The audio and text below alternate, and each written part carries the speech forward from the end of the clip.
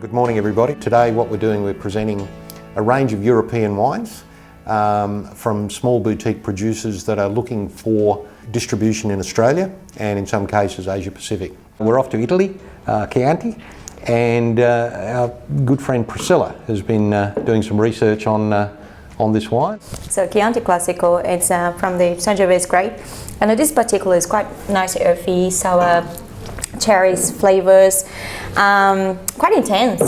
I'm still tasting the wine after you finish. We actually have like a nice amount of tannins, but all the tannins is coming like a velvety around in the palate, and then with a bright acidity, so quite well balanced in the tasty flavors. And we actually have some tertiary notes in 2015, so we actually can note that some tertiary start to developing as well. That's just developing beautiful, and then making this wine much more complexity with some dried herbs as well present. Well, yeah, I thought it had like a really nice Merlot cherry flavour. Yeah. Really nice drying tannins, so again, great food wine. Again, with the pricing of this wine, for what you're getting, it's a staggeringly good price, discounts if you buy more than 400 bottles, and it comes in magnums as well. People know what Chianti means, so it's pretty easy if you have like a Chianti on the label, and the Classico, they know it comes from that areas has been Siena, Florence, they actually the good areas for Chianti. So I think it just for the label, it's pretty easy to sell as well. And it's an old school presentation. It looks like one of those wines where the label hasn't changed in decades, but the quality of the wine, absolutely superb, and I think people will know what to expect.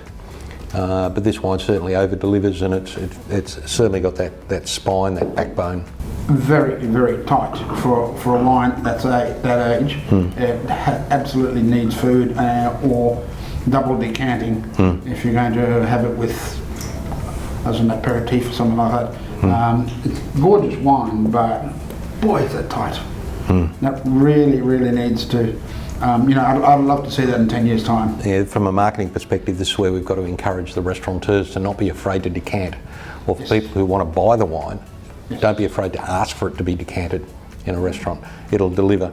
And there are some restaurants I've been to in Europe where when you make your booking, you know what wine you want, and they'll decant it, hours before you get there. Mind you, you have to prepay, which I don't mind doing. I don't mind doing. But you can get there and you've got the wine that you want, and it's been open for 6 hours, sitting in the decanter, and it truly delivers. I mean, particularly if you're paying upwards of €100 for a bottle of wine in a nice restaurant.